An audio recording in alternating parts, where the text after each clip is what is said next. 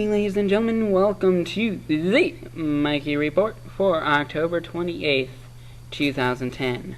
I'm Mikey Edwards. Glad you can be with us here this fine evening. And we have a whole lot of news to get to. This will be a two-parter. Please make sure you check out both parts. It will be greatly appreciated.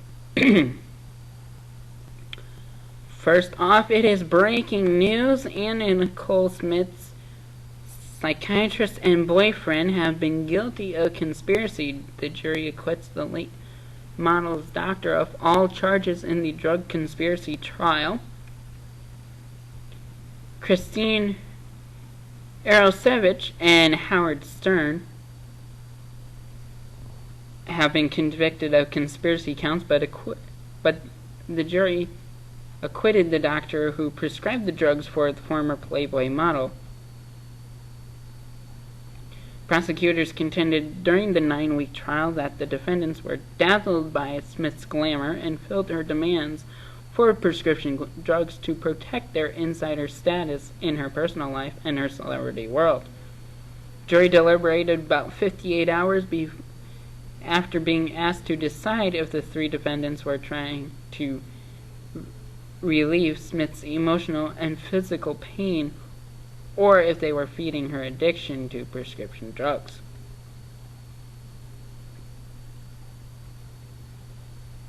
Only conviction against Stern was for giving false names and acting by fraud to obtain prescriptions, and Arosevich was also convicted of unlawfully prescribing Vicodin by fraud. Dr. Sandeep Kapoor was acquitted of all charges. As we mentioned, jury found the prosecution did not present enough evidence to convict Kapoor of 6 charges that he provided excessive prescription drugs to Anna and Nicole.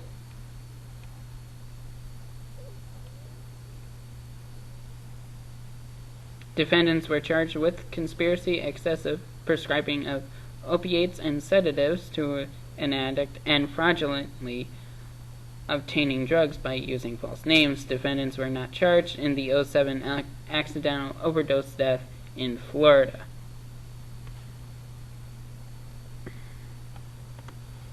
So that definitely has been big. Some more national news. Coming out of Jacksonville, Florida, North Florida mother has pled guilty to shaking her baby to death after the boy's crying interrupted her game on Facebook.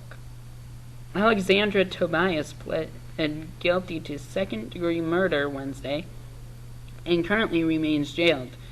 The Times-Union in Florida reported that she told investigators she was angered because the boy was crying while she was playing Farmville. Paper also reports that she told investigators she shook the baby, smoked a cigarette to compose herself, then shook him again. She'll be sentenced in December. Florida state guidelines call for 25 to 50 years, but a prosecutor said it could be shorter than that. Her attorney was unable to be reached.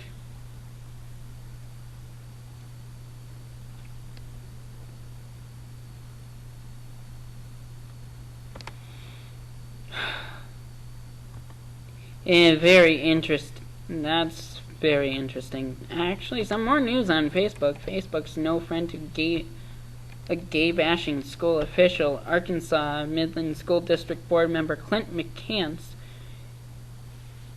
is anti-gay and said this: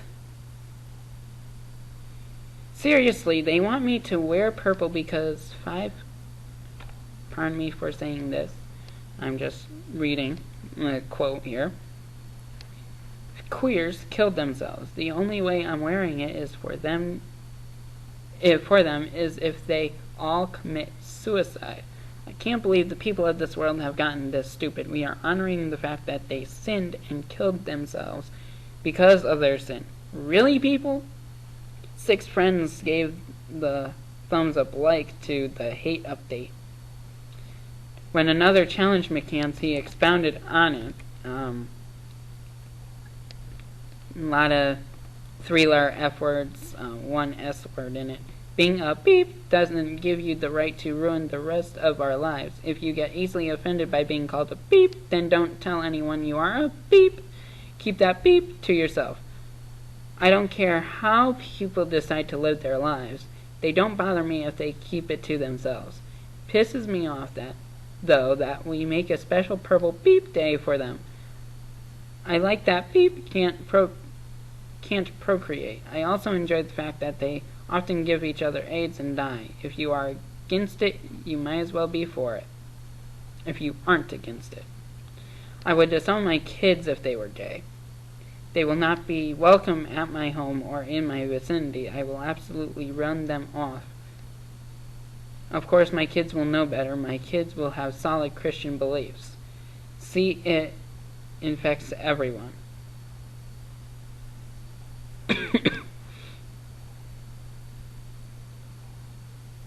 So,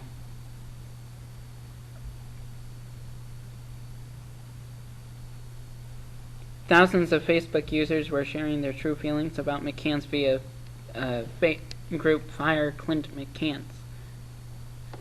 While distancing the school system and school board from the post, the superintendent released a statement implying it could not take action against his right as a private citizen to exercise free speech. The Department of Education in Arkansas isn't so sure.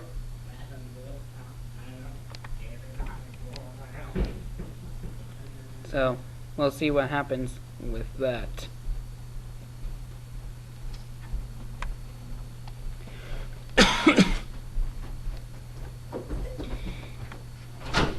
In some election news, some highly heated battle, of course, for the Pennsylvania Senate. Joe Sestak and Pat Toomey are pulling out all the stops. Every vote matters in the closing days of the heated race. This is out of Philly, actually.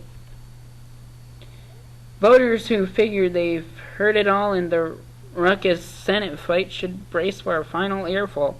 It's time for closing arguments as the tight race between Sestak and Toomey heads into the final days, and they're bringing in the biggest names in the business to gin up voter excitement and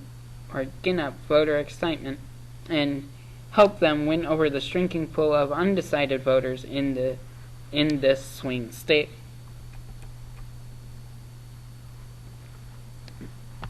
Republican governors pushing Toomey at an event on Friday. Tim Pawlenty of Minnesota, Chris Christie of New Jersey, and Haley Barbour of Mississippi. He'll fly around the state Monday to chase last-minute voters with GOP gubernatorial candidate Tom Corbett. He's also relying on several radio station interviews each day to help get his message out. Sestak hopes to build strong turnout, of course, in the heavily Democratic Philly area. Bill Clinton's rallying college students on Thursday, well, today. President Obama is swooping in on Saturday for a canvas kickoff at Temple. And Michelle Obama will be here in the area Monday. Sestak and Toomey battling to succeed a fixture of Pennsylvania politics, Arlen Specter, the five-time senator, who Sestak surprised in the May primary. So, again, Tuesday, a big day. We'll have coverage for you. Into more local news, wine kiosks are coming to Northeast Pennsylvania. The Pennsylvania Liquor Control Board is placing wine kiosks in Wegmans. The two kiosks will be in, of course, the two northeastern Pennsylvania stores. Wilkes-Barre Township and Dixon City will be tested before they go live for customers. likely by the end of the week. The proposal was mentioned by Eyewitness News in last December. Of course, Mikey report has not been up that long. State officials say they'd carry up to 500 bottles of as many as 50 wines in different price ranges. PLCB, Pennsylvania Liquor Control Board, says there are security measures in place. Customers must slide their driver's license to prove they're 21. Camera tied into the central office confirms the customer's face matches the ID used. Customer must also breathe into a special pad that measures their blood alcohol content. Transaction would end for anyone who has a content of 0.05 or higher. Name on the license and debit card must match, or credit card. Cash will not be accepted. So definitely secure measures in place for that, which is good. And of course, drink responsibly. I am not condoning drinking for those of you who are concerned. I'm just reporting news.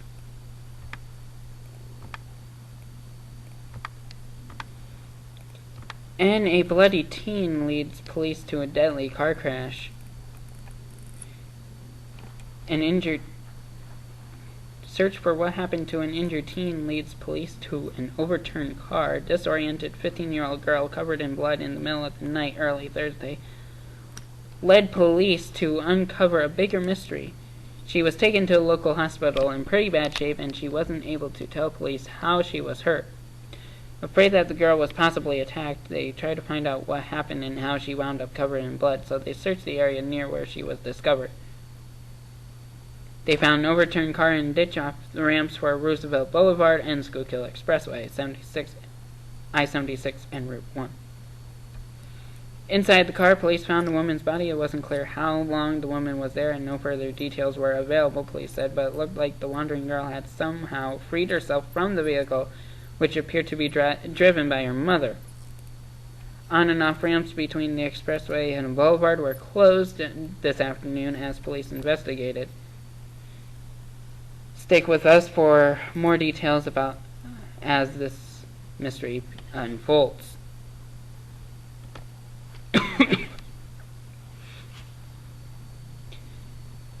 Stocks were wavering amid the earnings worries.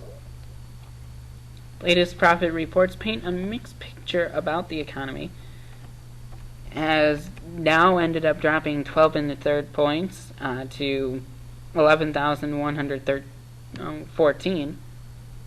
The Nasdaq was up 4 and change to 2507, and the S&P 500 up 1 1/3 to 1183. 3M set a negative tone with a downbeat view on the economy and lower forecasts for full-year earnings. Those shares fell 4.6%. Of course, 3M is the company that makes Post-it notes and Scotch tape.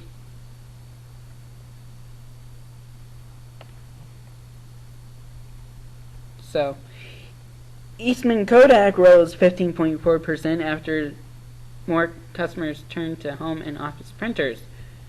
Motorola said its phone division was profitable for the first time in 3 years as company bets consumers will snap up more smartphones like the Droid X. Avon sank 5.6% after reporting surprisingly poor results from emerging markets. Beauty Products said that seller says weakness in Brazil and Russia hurt quarterly profits. So,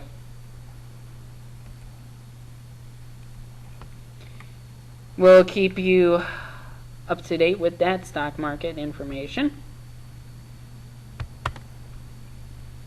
And we have some sad news. The original actor of